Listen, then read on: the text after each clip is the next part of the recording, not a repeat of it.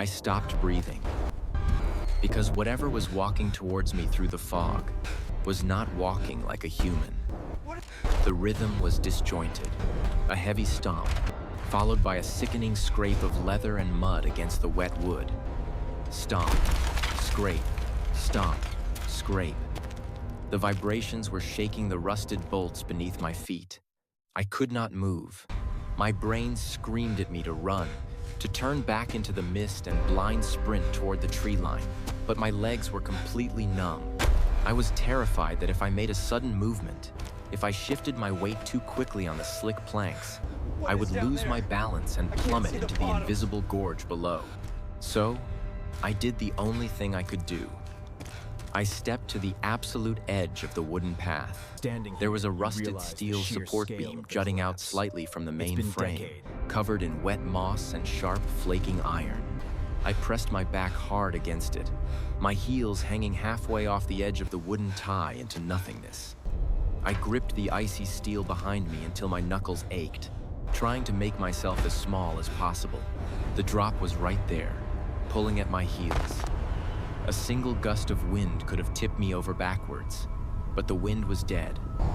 There was only the fog, and the dragging footsteps getting agonizingly close. 10 feet away, 8 feet away, the fog began to darken. A massive, shifting silhouette formed in the impenetrable gray wall. It was impossibly tall, its shoulders unnaturally broad, hunched over as if the weight of its own body was too much to bear. The dull, heavy impacts of its boots sounded like hammers striking a coffin lid. My heart was pounding so violently I thought my ribs would crack. The blood roared in my ears, but it still could not drown out the sound of its approach. 6 feet away, 4 feet, the stench hit me first. It was a suffocating, putrid wave of wet decay, like stagnant swamp water mixed with rotting meat and ancient, rusted iron. I gagged silently, squeezing my eyes shut for a fraction of a second, unable to process the horrifying smell. When I opened them, the figure was standing directly in front of me. It stopped.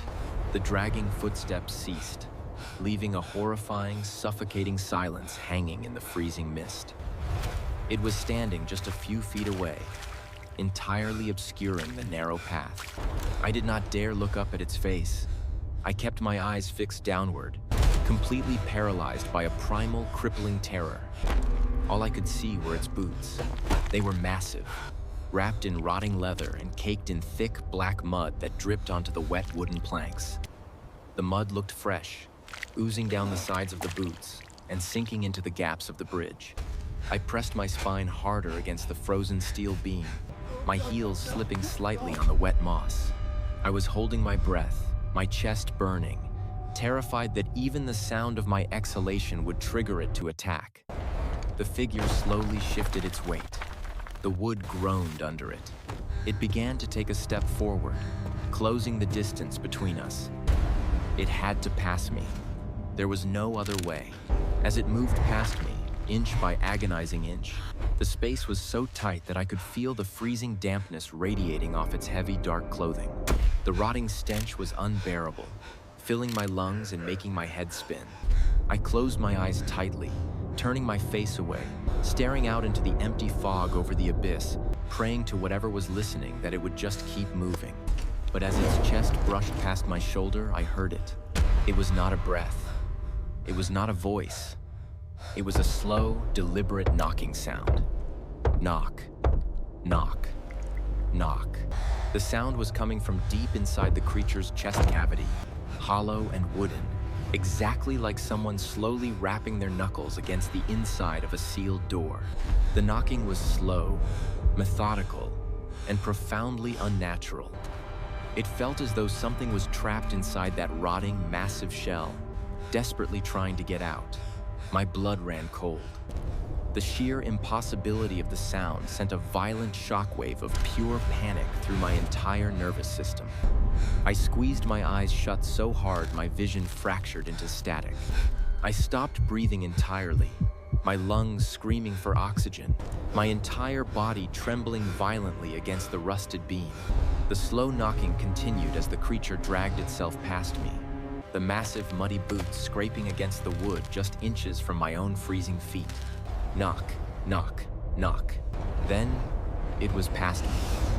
The heavy dragging continued down the bridge, moving away into the fog toward the tree line I had just come from. Stomp, scrape, stomp, scrape. I remained pinned against the steel beam, gasping silently for air, tears of absolute terror streaming down my freezing face. I waited until the footsteps faded into a muffled thud in the thick mist. I thought I had survived. I thought the worst was over. I carefully peeled my frozen fingers off the rusted steel, my legs shaking so violently, I almost collapsed right there on the edge of the abyss. I took a deep, shuddering breath of the freezing air, trying to clear the rotting stench from my lungs. I needed to get off the bridge. I needed to move. I turned my head slowly, looking back into the fog toward the direction I had been walking. And that is when the dragging sounds abruptly stopped. I closed my eyes, praying it would just keep walking. But then, the wet dragging sounds stopped. The absolute silence that followed was heavier and more suffocating than the fog itself. I stood frozen, my spine still pressed against the rusted steel beam, my chest burning from holding my breath. And then, I heard the thick, sickening sound of wet leather twisting violently against the rotting wood. I heard its massive boots slowly pivot. It was turning around. It was facing my back. The first step it took back toward me was not a slow drag. It was a thunderous, explosive stomp that shook the entire framework of the Blackwood trestle bridge. The rusted iron groaned in sudden agony. It was no longer walking. It was charging. The rhythm was a chaotic, terrifying explosion of heavy impacts echoing through the impenetrable white mist. Stomp, stomp, stomp. The vibrations hammered up my legs, rattling my teeth. A low, wet, wheezing sound tore through the fog, a grotesque, gurgling breath that sounded like liquid filling a collapsing lung. It was coming right at me, closing the distance at an impossible speed. Pure, blinding panic finally shattered my paralysis. I pushed off the steel beam, my boots slipping dangerously on the wet moss, and I launched myself blindly into the fog toward the far side of the canyon. I did not look down. I did not look back. I just ran. Every step was a gamble with death. The narrow wooden planks were slick with freezing moisture, and the terrifying gaps between the ties threatened to catch my feet and send me plummeting into the pitch-black abyss below. But the fear of the drop was nothing compared to the primal, consuming terror of the thing sprinting up behind me. The heavy footsteps were deafening, booming against the wood like cannon fire. The bridge swayed violently under the combined weight and momentum of our sprint. I could hear the wet, heavy breathing right behind my neck. A ragged, horrifying exhalation that sent a wave of paralyzing cold down my spine. The putrid stench of wet decay enveloped me completely, making me violently nauseous as I gasped for air. It was so close. I could feel the displacement of the freezing air against my back as its massive arms swung through the fog. My foot caught on a jagged, broken plank. I stumbled hard, my knee slamming violently into the rusted track with a sickening crunch. A sharp, blinding pain shot up my leg, but the adrenaline masked it instantly.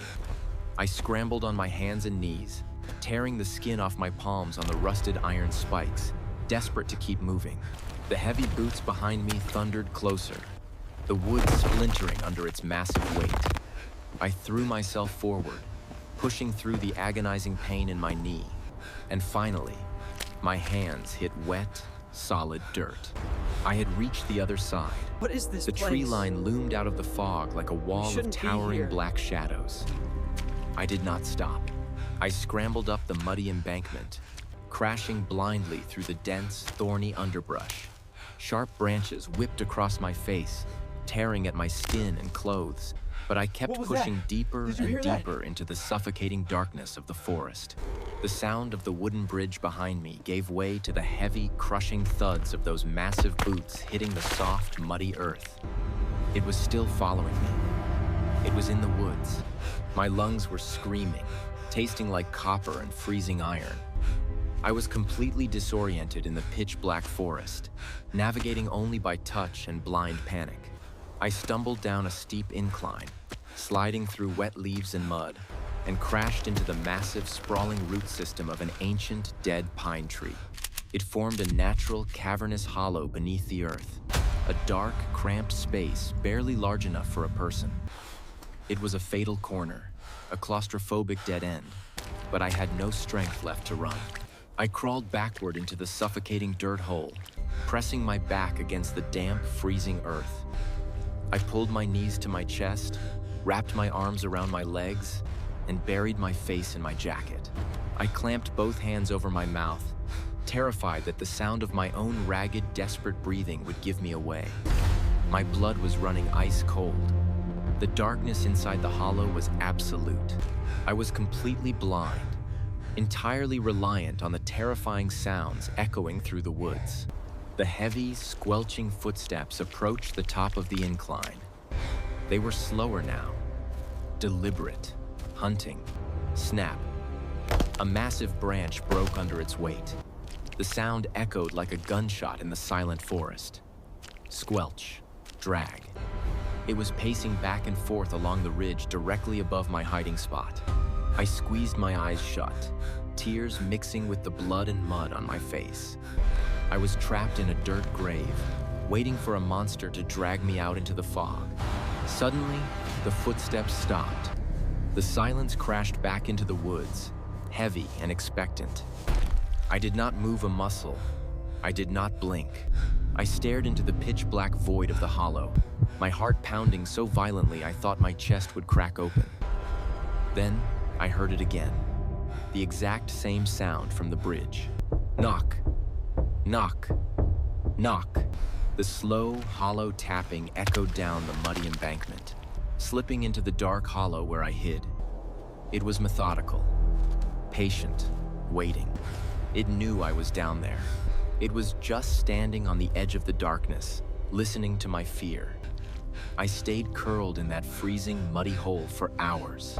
I did not move until the pale, gray light of dawn finally broke through the dense canopy, burning away the thick fog. When I finally found the courage to crawl out of the hollow, my body completely numb and shaking violently.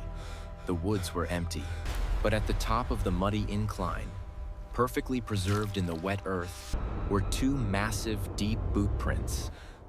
They were pointing directly down at the hollow where I had been hiding. It has been 5 years since that night. I moved away from the mountains. I live in a loud, crowded city where the lights never turn off, and there is no dense fog to hide the things that watch us from the dark. But the trauma never really leaves. Sometimes, when the apartment is completely silent and I am lying awake in the dark, my heart will suddenly skip a beat. I will freeze, staring at the closed bedroom door, listening, because somewhere in the back of my mind, I am still trapped on that narrow wooden bridge, suspended over the abyss, and I am just waiting to hear that slow, hollow knocking coming from the other side of the door. If you ever find yourself walking alone in the dense fog, and you hear footsteps approaching from the mist, It's coming closer. do not stop. Do not try to look at its face. Just keep your head down, hold your breath, and keep walking. Have you ever experienced something completely unexplainable and terrifying in the woods? Let me know in the comments below. And if you want to hear more terrifying true stories, make sure to subscribe to Lost Horror. I will be back next week with another true story that will make you lock every door in your house before you go.